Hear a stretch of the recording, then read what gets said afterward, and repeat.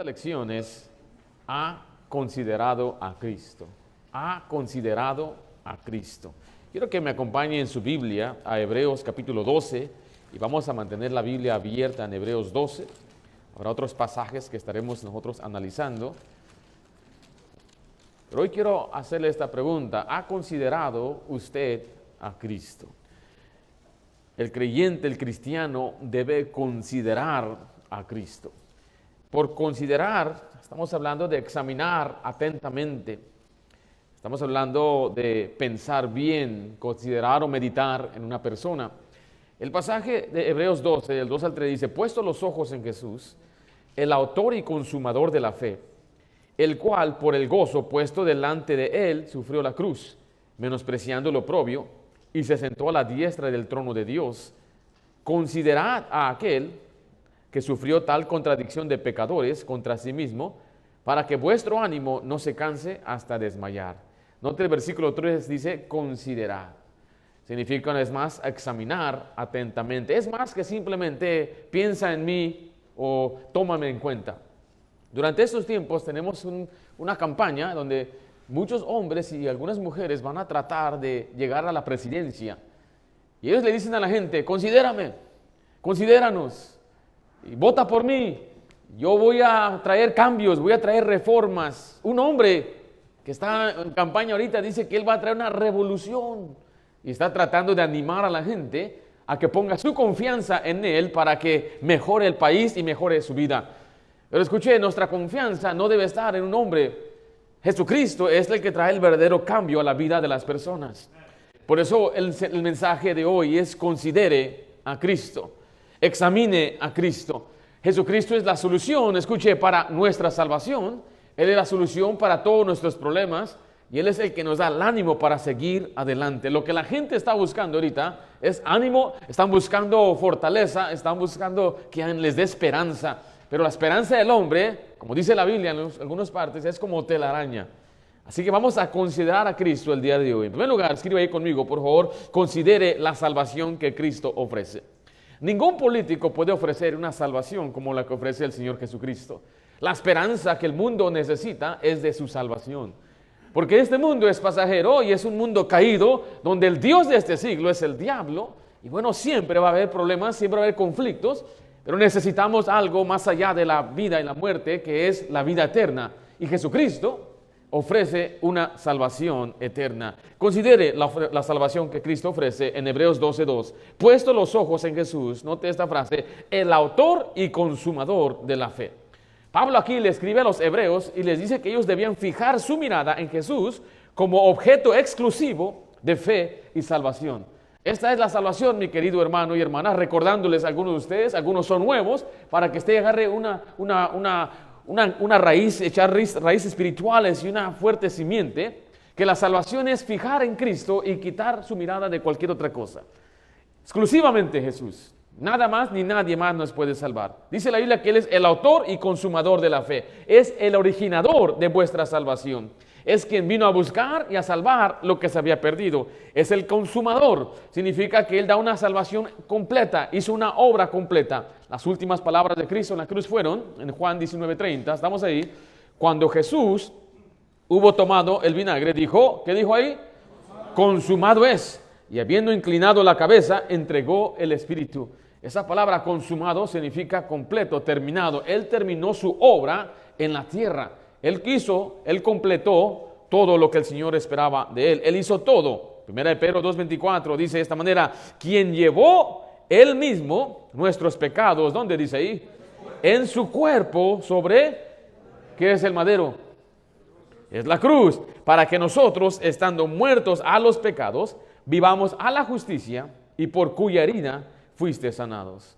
Jesucristo hizo un pago completo en la cruz. Él pagó el precio completo en la cruz. ¿Alguna vez usted ha ido al dealer donde venden autos y usted tiene los $20,000 para comprar el auto? Dice, no. Entonces, ¿cómo le van a dar el auto? ¿Se lo dan en qué? En pagos. Pero siempre le piden ¿qué? Note que nada más, y usted sabe, le hacen firmar un contrato de 80 hojas y le dicen danos un depósito, un enganche le llaman, ¿verdad? Pero el auto es suyo, ¿no? El título todavía le pertenece ahora al banco, el que está financiando. Entonces, no es suyo. Usted está haciendo los pagos. Y si no puede hacer el pago, ¿qué van a hacer? Y van rápido, ¿eh? Hoy en día los autos tienen también una forma de saber dónde está su carro. No sé, pero esas grúas no hacen ruido. ¿Ha visto? Esas grúas llegan y no hacen ni un solo ruido. El otro día estábamos allá en la casa y se oyó la alarma de un auto. Pero iba rápido, saliendo la grúa rápido y el carro encima, sonando y sonando. No hizo los pagos, uno dice, ¿verdad? La salvación no es así. Mucha gente piensa, bueno, Jesús hizo su parte y ahora me toca a mí hacer mi parte. Si yo no hago los pagos, entonces pierdo mi salvación. Esa es la lógica humana de muchos. Que dicen, sí, yo sé que la salvación es por gracia, pero tengo que hacer mi parte. Yo sé que la salvación es algo que Él hace, pero yo también tengo que hacer mi. Esa no es salvación. La salvación que Él ofrece es una salvación completa. Un hombre en la Biblia quería saber cómo puede ser salvo. En Hebreos 16:30 dice, señores, ¿qué debo hacer para ser salvo? Le responde en el versículo 31, cree en el Señor Jesucristo y serás salvo. La única condición que ese hombre necesitaba para ser salvo era creer. Letra escriba ahí, el hombre pecador necesita un salvador. No necesita un político, no necesita un presidente, no necesita un senador, necesita un salvador, alguien que le salve. Yo no estoy en contra que una persona ejerza su derecho de votar o que se involucre en la política, pero estamos hablando que la esperanza de este mundo no está en un hombre, está en Jesús, en un Salvador. Consideremos la salvación que Él ofrece. ¿Por qué? Porque el hombre pecador necesita un Salvador. Isaías 64:6 dice, si bien todos nosotros somos como suciedad y todas nuestras justicias como trapo de inmundicia, y caímos todos nosotros como la hoja, y nuestras maldades nos llevaron como viento. Note una vez más ahí, nuestras justicias son como trapo de inmundicia. Yo he enseñado esto en nuestra iglesia, pero sé que hay quienes quizás necesitan aprender esto. Un trapo de inmundicia era un trapo que estaba lleno de suciedad por una enfermedad, como el lepra o como una enfermedad de una mujer. Entonces era un trapo que era inmundo, sucio. No podía ser permitido que una persona tocara ese trapo, es hasta una contaminación. Y Dios compara nuestras obras o las obras de un pecador a un trapo de inmundicia que no tiene nada de valor ante los ojos de Dios. Por eso la gente cuando viene dice, bueno, por tus obras te vas a salvar. Bueno, cuando Dios ve esas obras, las ve como ¿qué?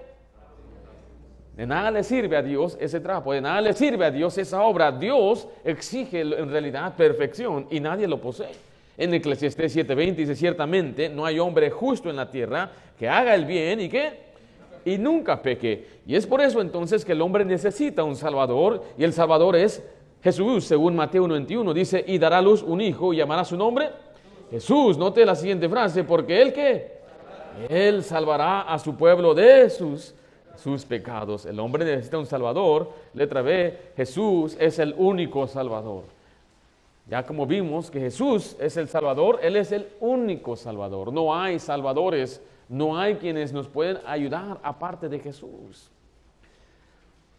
Me da mucha tristeza y pena cuando la gente dice que le puede pedir a otros o a otra aparte de Jesús. Pero la Biblia dice que Jesús es el único Salvador.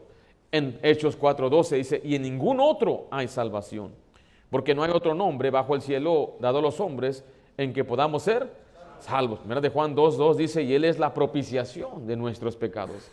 No solamente por los nuestros, sino también los de todo el mundo. Nota ahí abajo, dice, es el único medio, ¿a dónde? Al Padre. Juan 14:6, Jesús le dijo, yo soy el camino y la verdad y la vida. Y nadie viene al Padre sino por mí.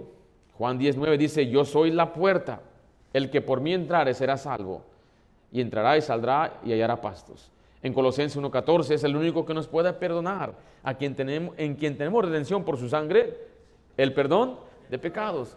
Es el único que nos puede lavar de nuestros pecados. Apocalipsis 1:5 dice, y de Jesucristo, el testigo fiel, el primogénito de los muertos y el soberano de los reyes de la tierra. Note, al que nos amó y nos lavó de nuestros pecados con su sangre, y es el único que da vida eterna, según Juan 10:28. Y yo les doy vida eterna, y no perecerán jamás, ni nadie las arrebatará de mi mano. Entonces vemos que la salvación viene de parte ¿de quién? De Jesús. Solo Jesús puede salvar. ¿Puedo yo salvarlo a usted? No. ¿Puede usted salvarse solo? No. ¿Puede otra persona salvarle? ¿Puede el apóstol Pablo salvarle a usted? ¿Pedro? Pero ¿no se supone que Pedro era el mero mero? Y él está ahí en las puertas del cielo, permitiendo quién entra y quién sale. ¿Qué evidencias hay de eso? ¿Hay puertas en el cielo? ¿Sí hay puertas? La Biblia dice que un día en la Nueva Jerusalén va a haber 12 puertas. Ahorita no he encontrado ahí una puerta. Y no hay nadie revisando ahí, un viejito ahí. ¿Cómo te llamas? Wolfgang. Eso está raro ese nombre. ¿Y cómo se llama usted? Jorge. Qué lindo nombre. ¿Y usted? Ringo. Wow, pase, ni tengo que revisar. No hay tal cosa así. Cuando la Biblia habla del libro, de la vida, ya se será al final de todo el juicio, el tribunal y todo. Pero la realidad es que ahorita no hay una puerta, ausentes en el cuerpo, está presente con Cristo.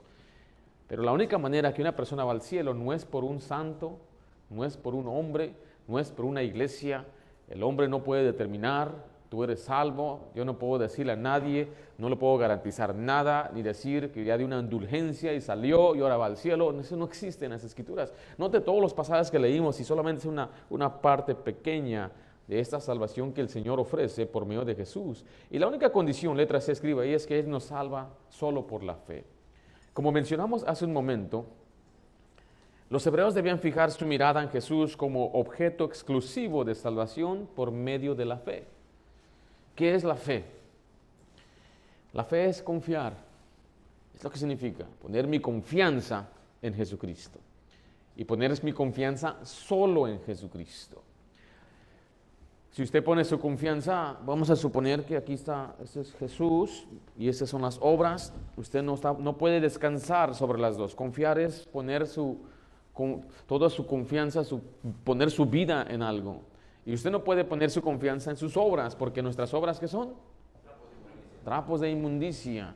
Nuestras obras no nos salvan. Muchos pasajes dicen que ni un ser humano va a ser justificado, declarado justo, salvo. ¿Por qué?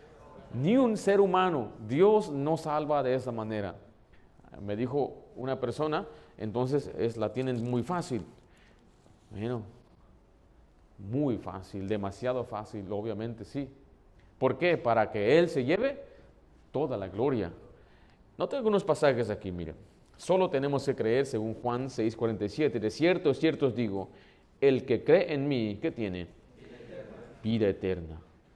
Dicen algunos, pues, ¿qué de la voluntad de Dios? ¿Qué nos dice la Biblia que tenemos que hacer la voluntad de Dios? Bueno, Juan 6:40 dice, y esta es la voluntad del que me ha enviado, que todo aquel que ve al Hijo y cree en Él, ¿qué dice seguida ahí? Tenga vida eterna. Y yo le resucitaré en el día postrero. Entonces, ¿cuál es la voluntad de Dios? Que creamos en Él. Dicen, ¿pero qué de mis obras? ¿Qué de las obras? Jesús dijo esto en Juan 6:28-29. Entonces le dijeron, ¿qué debemos hacer para poner en práctica las obras de Dios? Respondió Jesús y le dijo, esta es la obra ¿de quién? Nota, no es nuestra obra, no es obra de uno, es la obra ¿de quién? De Dios. Note que es la obra de Dios, que creáis en el que Él ha enviado. Entonces no se trata de nuestras obras, se trata de la obra que Él hace.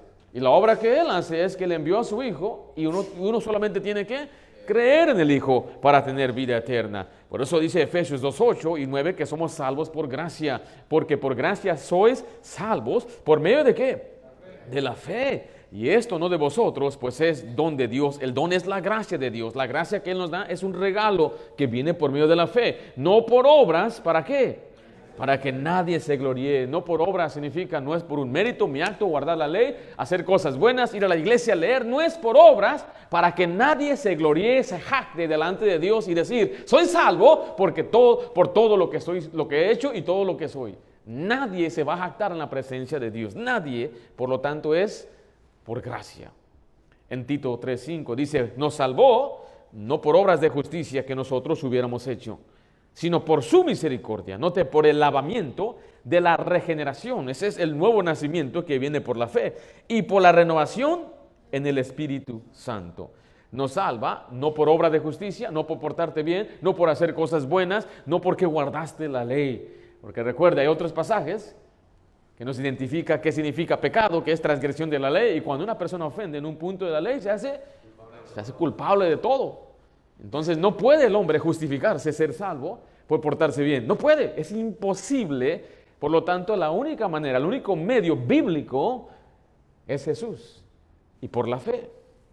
Solo tiene que mirar a Jesús. En Juan 3, 14 al 16, Jesús usa una ilustración. Y como Moisés levantó la serpiente en el desierto, así es necesario que el Hijo del Hombre sea levantado, para que todo aquel que en él cree no se pierda, mas tenga vida eterna. Porque de tal manera amó Dios al mundo, que ha dado a su Hijo unigénito, para que todo aquel que en él cree no se pierda, mas tenga vida eterna. ¿Cuál es la condición ahí? Creer. El ejemplo es de una serpiente que se levantó en el desierto. ¿Qué tal la serpiente? ¿Sí saben la historia en la Biblia esta? Ya se las he contado, pero sé que hay quienes son nuevos. Los israelitas pecaron contra Dios, se enojaron, Dios se enojó y Él manda serpientes para que les piquen, les empiezan a morir. Moisés clama a Dios y le dice, hazte una serpiente de bronce. Y se hizo la serpiente, es la serpiente, ¿sí la ven? Y la tenía que alzar en un lugar alto. La gente solamente tenía que ver la serpiente. Y miraba a la serpiente y se sanaba. Milagro. No tenían que aplicar ni una medicina, no tenían que ir al médico, ni aguantar la fiebre, solamente tenían que mirar. ¿Sí vio? Y este ejemplo lo vemos en contexto de todo aquel que en él cree no se pierda. Porque mirar es muy fácil, ¿o no? ¿Quién aquí puede mirar esto? Yo me pregunto de aquellos que no podían ver, no sé qué esperanzas tuvieran. Aquellos tenían que salir de su tienda porque obviamente estaban allí reposando, acostados, muriéndose del veneno, y les dicen, mira, allá afuera está una serpiente que Moisés puso. La persona tenía que solamente mirar. Y miraba y se sanaba. Y esa es la ilustración de la salvación, que es solamente por fe, porque era un asunto de fe. Porque los que no creían, ¿a poco nada más por mirar la serpiente voy a sanar? Y hay gente así, ¿a poco nada más por creer en Cristo voy a salvar? No, ¿a poco nada más así de fácil? Fácil para mí, pero para él. ¿Usted sí comprende lo que le costó al Señor? Porque lo vamos a ver enseguida. Porque miren, vimos en primer lugar, considere la salvación que Cristo ofrece. Ningún político, ninguna persona puede ofrecerle esta esperanza. En segundo lugar, considere el sufrimiento de Cristo. La obra en la cruz le costó mucho al Señor Jesucristo. Regresa ahí a Hebreos 12, por favor, y leamos versículos 2 y 3, y vamos a notar que la Biblia recalca 2 veces que Jesús sufrió. Dice, puesto los ojos en Jesús, el autor y consumador de la fe, el cual por el gozo puesto delante de él, ¿qué es la siguiente palabra ahí? Sufrió la cruz, menospreciando lo propio, y se sentó a la diestra del trono de Dios. Considerad a aquel que sufrió tal contradicción de pecadores contra sí mismo, para que vuestro ánimo no se canse hasta desmayar. Una de las objeciones que mucha gente tiene en cuanto a creer en Dios es el sufrimiento. Gente me dice, si Dios es verdad, ¿por qué hay tanto sufrimiento? Si Dios existe y es tan bueno como lo cuentan, ¿por qué hay tantos niños sufriendo? Y es como que piensan que esa es una razón para escapar la fe en Dios. Pero la Biblia tiene mucho que decir sobre el sufrimiento. Nos explica de dónde viene el sufrimiento. ¿Alguien sabe de dónde viene el sufrimiento en la tierra? El pecado. A causa del hombre caído, Así es como entró el pecado al mundo y el sufrimiento, la muerte a todos los hombres. Y el diablo es el que, más que nada, el que debe llevar el crédito de todo sufrimiento. Dicen, pero ¿cómo es posible si esto es tan amoroso? ¿Por qué esos niños solos? Bueno, mire, si yo le digo esto, si yo abandono hoy a mi esposa, hoy me voy y dejo a mi familia, ¿es culpa de Dios o es culpa mía? Ahí es donde tenemos que ver que también cada individuo es responsable de sus actos. Cada persona es malvada. Y empieza la gente, ¿y por qué permite Dios lo que está sucediendo? Porque es el diseño de Dios. El diseño de Dios es que la persona ejerce su volición, su voluntad, aún por encima de Dios y lo que Dios quiere. Y allí es donde entonces pecamos contra la gente. Dios escribió un libro entero sobre el sufrimiento llamado Job. Y Cristo sabe algo del sufrimiento. Por eso, mire, a veces los políticos vienen y quieren mostrarse como aquellos que yo soy como tú. Esta semana pasada o hace 2 semanas se quemó algo en Hawái. Se escuchó que se quemó más de 1,000 personas desaparecidas.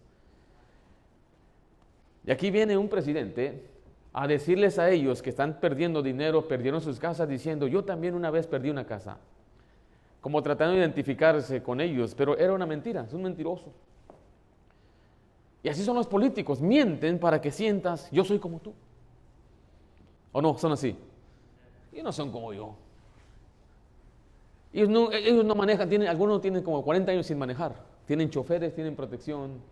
No son como nosotros, no viven como nosotros, no piensan como nosotros. Ellos no saben ni cuánto cuesta el galón de gas, ni un galón de gasolina, de leche. Ellos no saben cuánto cuesta el pan, no saben cuánto cuesta la docena de huevos. No saben, porque tienen gente que todo se lo pagan. Ellos no pueden compadecerse de nosotros, no les importa ni sienten nuestro sufrimiento. Pero Cristo sí. Considere el sufrimiento de Cristo. Porque usted tiene sufrimiento, si usted sufre, está sufriendo, sepa que el Señor Jesucristo sabe lo que es sufrir. Sabe lo que es ser desamparado. Sabe lo que es tener tristeza. En agosto del año pasado, sacaron a los soldados de Afganistán y los dejaron así, al merced de los talibán, y mucha gente murió. Y una vez más, los políticos no les importa, no les interesa. Cualquier político que le dé promesas, todos van a decir algo nada más para que usted vote por ellos, pero mejor vote por Cristo. Él sabe lo que usted siente. Letra A, escriba ahí, por favor. Sufrió la cruz. Sufrió la cruz. Y acompáñeme en su Biblia, Filipenses capítulo 2. Cuando usted esté pasando por tiempos difíciles, pruebas, usted vaya a Cristo porque Él se puede compadecer de usted. Más que cualquier otra persona, nadie en este mundo le va a comprender 100%. Yo puedo compadecerme de mis hijas, de usted, a un nivel, pero en verdad Dios es el que le conoce bien y Él sabe. Dice Filipenses 2:5, note el sufrimiento de Cristo. Haya pues en vosotros este sentir que hubo también en Cristo Jesús, el cual siendo en forma de Dios no estimó el ser igual a Dios como a cosa que aferrarse, sino que se despojó a sí mismo, tomando forma de siervo, hecho semejante a los hombres. Note, y estando en condición de hombre, se humilló a sí mismo, haciéndose obediente hasta la muerte y muerte de cruz. El pasaje en hebreo dice que Él sufrió la cruz. Jesucristo sufrió yendo a la cruz. Dicen, ¿a poco es tan fácil la salvación? Jesús sufrió la cruz. Es nada más por creer, Jesús sufrió la cruz. ¿Sabe qué significa eso? Que Él cargó en su cuerpo, sobre el madero, todo el pecado de la humanidad. No es cualquier cosa leve, porque muchos de los apóstoles quizás sufrieron más que Él.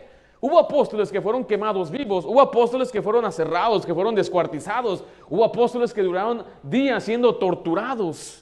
Y ellos sí tomaron la copa del sufrimiento de Cristo, pero Cristo llevó un sufrimiento más allá del cuerpo físico, llevó un sufrimiento emocional, un sufrimiento espiritual, deshonra, vergüenza pública, y todo lo hizo por el amor a nosotros, el gozo puesto delante, diciendo la gente va a ser salvo por este sacrificio. Pero Él sufrió la cruz, Él llevó nuestro pecado. Letra B, escriba ahí, Él es nuestro ejemplo de sufrir. Considera a Cristo que cuando usted esté sufriendo, le está contando a alguien que sufrió más que usted, a Jesús.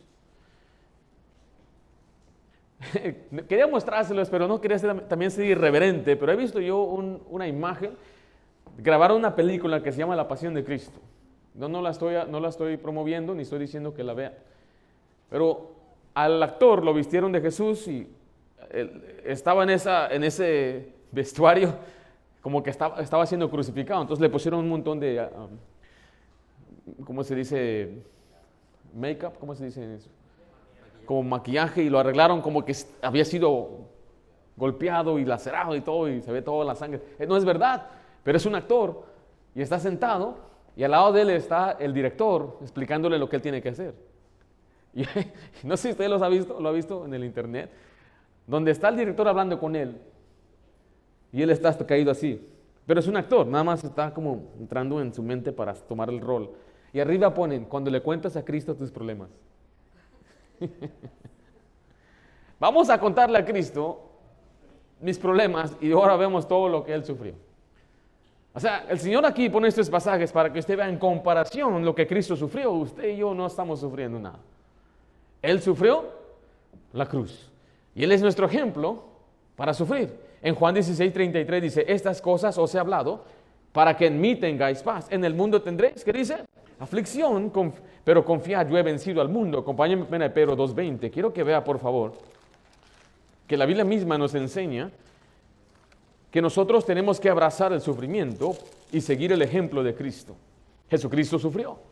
Por lo tanto, yo también debo estar dispuesto a sufrir. Este mundo está buscando un mundo sin sufrimiento, un mundo sin tener que trabajar, sin tener que hacer nada, que todo me venga a la mano. Yo estaba escuchando a dos hombres hablando que está creciendo lo que es la inteligencia artificial. ¿Has escuchado de eso? Donde ya hay computadoras que hacen muchos de su trabajo, y la inteligencia artificial le va a quitar el trabajo a mucha gente. Pero un señor dijo: no se preocupen, eso es algo bueno, porque con la inteligencia artificial y los robots que estamos construyendo, un día nadie de nosotros vamos a tener que trabajar. Los robots van a hacer todos para nosotros. Van a ir al campo, van a plantar, van a sacar las naranjas. ¿Y qué vamos a hacer nosotros? Nosotros vamos a disfrutar nada más. Vamos a dedicarnos a ser artistas y pensar. Con batas largas y todo, para estilo Grecia. Y ahí vamos a hacer nada. ¡Qué bendición!, decían. ¿Será verdad o no? Ya tiene un robot que se llama Rumba, que ya hasta barre su casa. ¿O no? Las lavadoras, lava su ropa. La licuadora, ¿qué hace?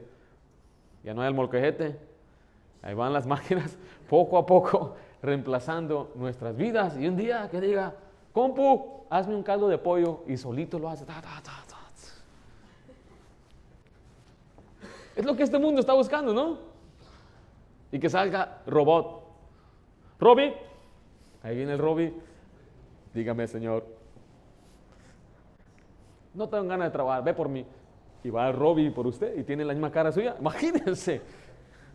Eso es lo que la gente está abogando, buscando. Un lugar sin dolor, un lugar sin tristeza. Pero usted y yo tenemos que aprender una cosa: que un mundo sin sufrimiento no existe. 1 Pedro 2:20, estamos ahí. Pues qué gloria es si pecando sois abofeteados y lo soportáis. Mas si haciendo lo bueno, ¿qué dice la siguiente palabra? Sufrís y lo soportáis. Esto ciertamente es aprobado delante de Dios. Pues para esto fuisteis llamados. Porque también Cristo padeció por vosotros, dejándonos, ¿qué cosa? Ejemplo para que sigáis sus pisadas. El ejemplo es del sufrimiento, el cual no hizo pecado, ni se halló engaño en su boca, quien cuando le maldecían no respondía con maldición, cuando padecía no amenazaba, sino encomendaba la causa al que juzga justamente, quien llevó él mismo nuestro pecado en su cuerpo sobre el madero, para que nosotros, estando muertos a los pecados, vivamos a la justicia, y por cuya herida fuiste sanados. Él es nuestro ejemplo de sufrir, y el sufrimiento supremo es lo que Él hizo por nosotros sobre la cruz. En Juan 16:33, entonces Él nos da ahora un entendimiento. Y aquí va un principio que usted debe aprender. Dice Juan 16:33, estas cosas os he hablado para que en mí tengáis paz. Noten, en el mundo tendréis aflicción, pero confiad, yo he vencido al mundo. Aquí va la diferencia. ¿Puedes venir, hermano Jorge, por favor?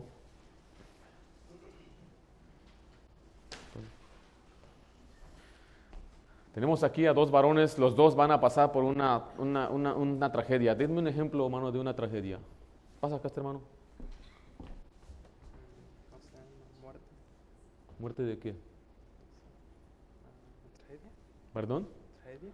¿Una tragedia? Como Que se murió tu hermana, ¿no? Bueno, ¿qué pasó? Pues?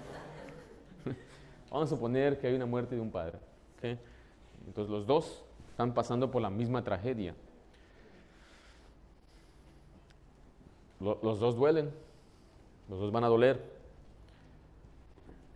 Lo que él hace es el que él reconoce, la vida tiene sufrimiento. En el mundo voy a tener, por lo tanto lo que voy a hacer durante este tiempo es voy a confiar en Dios. Voy a encomendarme a Dios. Y Él nos va a dar una paz que sobrepasa todo entendimiento. Y él, ¿por qué se murió papá? Se empieza a lamentar, a llorar, a deprimirse. Como él no conoce al Señor, no tiene esperanza. Él busca cómo aliviar su dolor, se quiere distraer, compra cosas, se pasea, empieza a buscar la cerveza, la botella, las píldoras, con tal de aliviar, y no comprende y no entiende y por qué, y se golpea solo, hubiera sido un mejor hijo. O sea, empieza él solo a torturarse, deprimirse, porque no comprende, no tiene entendimiento. Él esperaba una vida sin sufrimiento, esperaba que su papá siempre iba a estar ahí, y esperaba que las cosas siempre estuvieran bien. La diferencia es que este varón también perdió al mismo su papá, pero él tiene un entendimiento. El Señor le dijo, mira, reconoce, vas a sufrir, vas a doler, va a haber tragedias, pero tienes que confiar en mí. En Filipenses 4:7 dice, y la paz de Dios que sobrepasa todo entendimiento, guardará vuestro corazón y vuestros pensamientos en Cristo. Entonces la gente los ve a los dos, y lo ve a él, y ve cómo siempre está decaído, y siempre está triste, y quiere consolarle, pero luego ven a este varón que tiene momentos de tristeza. Sí, a veces en la noche piensa en su padre y empieza a derramar lágrimas, pero se arrodilla y dice, Señor, consuélame, Señor, ayúdame. Pero él cuando está en presencia de los demás, lo ve como sonriente, alegre. Y dirían, ¿este qué trae? Él tiene una paz que sobrepasa el entendimiento humano. Porque ¿cómo vamos a seguir? ¿Cómo puede una persona ser feliz a través de esa tragedia?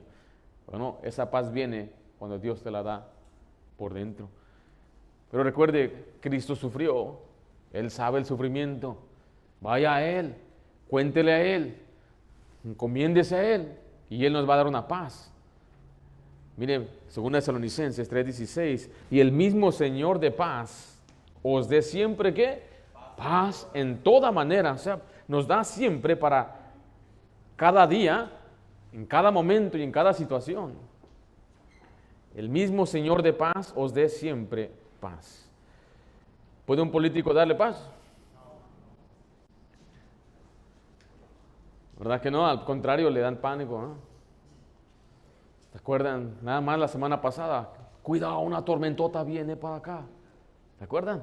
Nivel 5, no sé qué nivel había. Y todos asustados, nunca venía una tormenta así a California. Yo les decía, hermano, no va a pasar nada. Porque viene de México y así siempre ha sido. Y ahí ya llegó, cuando llegó con nosotros, ya ni siquiera era una categoría de huracán, ya era pura lluvia bonita. ¿Ah? Y hacía un solazo, bueno, arriba de las nubes y se sentía el calorcito, ¿verdad? Qué bonito. Yo quería tirarme, cuando miré el agua ahí me quería aventar ahí, hermanos, porque se sentía bonito. Pero eso es lo que a veces hacen. Y escuchen, hermanos, déjenles digo algo aquí, escuchen. Ya están hablando de otro COVID. Están hablando de otras vacunas que tienen que vacunar. Hay escuelas que ya mandaron a ponerse sus máscaras otra vez, allá en Kentucky. Y ahora quieren vacunar hasta a nuestros pequeños. Ya se comprobó, mi hermano, que la máscara no funciona. O sea, ya los médicos después dijeron, sí, CNN también lo dijo, MSNBC, todos ellos, los que eran más radicales en ese asunto, ellos también dijeron, las máscaras no funcionaron, las vacunas no sirvieron. La vacuna no previnió que tú te enfermaras ni que la transmitieras. Pero el gobierno fue el que nos dijo esto. Y esa vacuna era de Trump. Algunos que son tan seguidores de Trump, esa vacuna vino de él. Él fue el que la hizo, Warspeed. Note que nosotros no vamos a poner nuestra confianza de la paz en un hombre, ni en un político, ni en un país. La paz interior viene ¿de quién? Viene de Dios. Y si sufrimos, a través del sufrimiento, Dios nos puede dar una paz que sobrepasa todo entendimiento. Considere, por favor, la salvación que Cristo ofrece. Considere el sufrimiento de Cristo. Y número 3, considere la fortaleza que Cristo ofrece. Por fortaleza me refiero al ánimo, que el Señor la mantenga animado, dando con paso firme, echándole ganas. Hebreos 12:3 dice ahí en su Biblia, regrese por favor.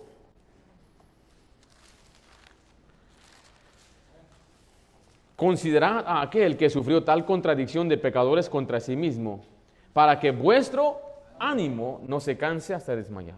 Note la confianza que Cristo ofrece. Aquí nos da una confianza, una firme confianza. Dice, puesto los ojos, acércate a mí, búscame a mí, escudriña las Escrituras, ora y pídeme. Yo te fortalezco, yo te doy fuerzas. Letra B escribo ahí, el ánimo que da. Que no se canse nuestro ánimo hasta desmayar. Le ha dado ganas de tirar la toalla, como dicen por ahí. Le ha dado ganas de abandonar. Le ha dado ganas de desaparecerse. Eso habla de desmayar, de darse por vencido. Es fácil huir, es fácil tirar la toalla, pero no es fácil mantenerse firme, aguantar. Y el Señor nos dice que el ánimo que Él da es para que aguantemos y no nos desmayemos y sigamos, seamos persistentes. Dice 2 Corintios 4:17, porque esta leve tribulación. ¿Cómo se sentiría si usted viene, pastor? Estoy pasando por este problema. Yo le digo, hermano, es leve tribulación. Usted se ofendería conmigo. Porque va a pensar que a mí no me importa. Va a pensar que a mí no me interesa. Pero Pablo le está escribiendo aquí a los corintios. Esta leve tribulación momentánea, lo que estás pasando es leve.